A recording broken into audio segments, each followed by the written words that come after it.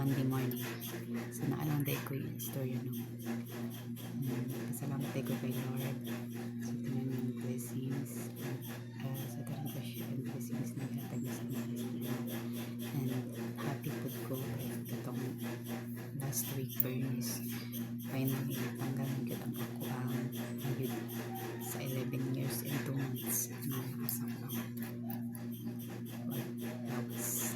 So nagsuffer dito ato kay 10 years ramin dapat ang kuan sa ang tagal sa IUD. Then abot siya 11 years 2 months kay busy mo ko itong time na wala po ko ato dire na ako sa ati oriental na City oriental. So video call miss ako ang igagaw nga nagtrabaho sa Singapore. Kuan siya ako ng DH dito. DH siya sa domestic helper siya sa Singapore. So video call siya sa kanya. Nangamos siya sa kanya. Yan na siya na. Sige ba't mo na kuan na kain ako mga respe. Sakit ang ulo. Yung means fit ko. Ano siya rin magamit ng IUD. Kaya na years. Ako 11 years 2 months na siya. May ipatanggal na kay delikado ba yan? Anak mahadlok mo ko kay so na sana yung magod ko sa private na doon ako gusto ipatanggal na so naamang ko ibayad si 900 hindi wala ko ito matay so naano siya nga naamang mahadlok mo ka mas mahadlok ako hindi na may patanggal kay because na cervix cancer so ito may akong gibuhat na ipuan ko na anak siya ito sa center health center karon kay tanaw na kung available ba ang midwife ko na so may anak ko sige gitry na ko niya mo ito pag puntan ito ko mga 10:30 o 10 AM niya na fill up form dito tapos ipabalik ko kay ang midwife na natanggal sa akong IUD kay 2 PM pa man siya ma-duty so mo ito nag-uli sa balay ay paghuman ako fill up sa form nag-uli ko balay tapos na niya ito ko daan mga 1 cupin o mga laon na medyo ba ito ito na ko balik na ko dito sa health center so naanada ay dagang nagpila dito nanay dagang na nagpatanggal po sila ko ang uban nagpatanggal o na implant diri gibot ang implant para control ba control ako ray sa ang nagpatanggal o IUD so mga alas 2 nito napa may tulo ka buntis po so giuna tong mga buntis kay priority man ang buntis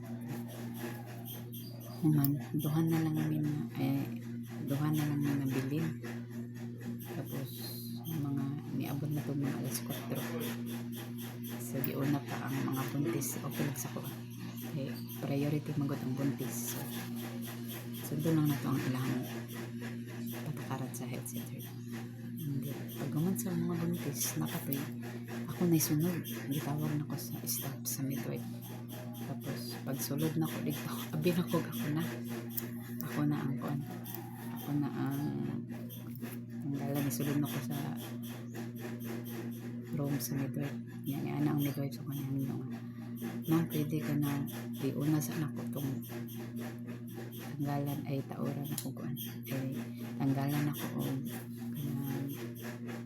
implant kay nakaset na magudaw iyang kuan so yan ako sa midwife okay lang man at least matanggal na ko ang adawak mahid so mautog diuna siya yan, mga 30 minutes siguro ito kung wala then ako na dayon tapos ipahugas ako sa kuang ibaba magipaihi sa kanya nahugas ko kay wala ko ito sa midwife makita ba yan imuhang cervix tanon i-check ba yan nila dito na sila ibutang ng murag tube ko para mabuka ang imuhang kuan pero kato nga time gi-regla ko ato 2 days akong regla so dili kayo sakit mo ang pag-remove sa IUD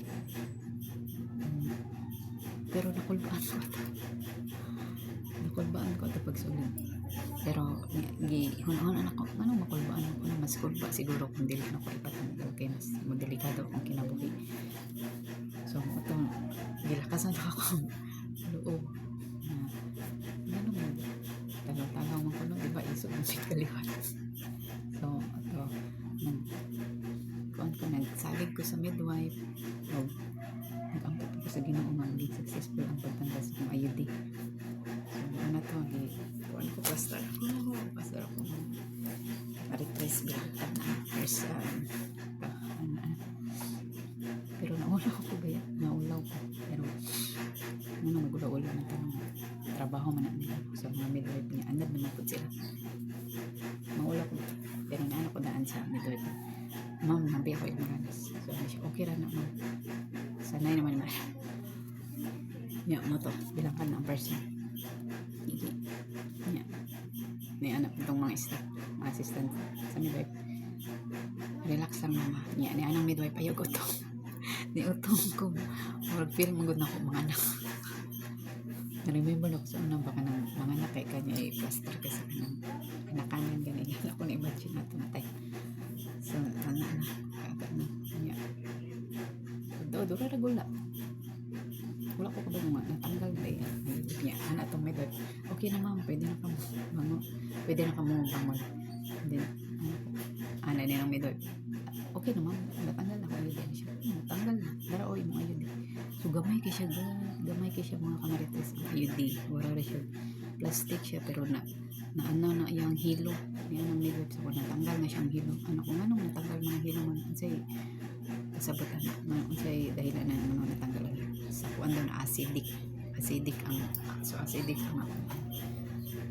ang hihi kasi nagkayuti ay magod ko sa mga kamarites so maulay itong rason pero mas maayon na natanggal na ang IUD ka safe na and nagsuffer ko pila ka years nagsuffer ko 11 years maglabad akong ulo kasukaan ko niya nagtuo ako sa unang high blood ko so daily ay normal naman ko lang BP thank you kayo Lord sa pagdungog sa mga pag-ampo kung natanggal na ganun akong IUD sa akong lawas safe ulang to ako story nag-share sa inyo karong adlaw for today's vlog na ko. Thank you kayo sa tanan natanaw and God bless everyone. Happy blessed Monday morning and huwag dalaygon ng Diyos amping mo sa kanila and don't forget to like and share this video and to all my viewers in YouTube, please subscribe my YouTube channel and hit the bell button for more updates of my new upload videos there and please follow my FB page and you can support me by sending stars and like and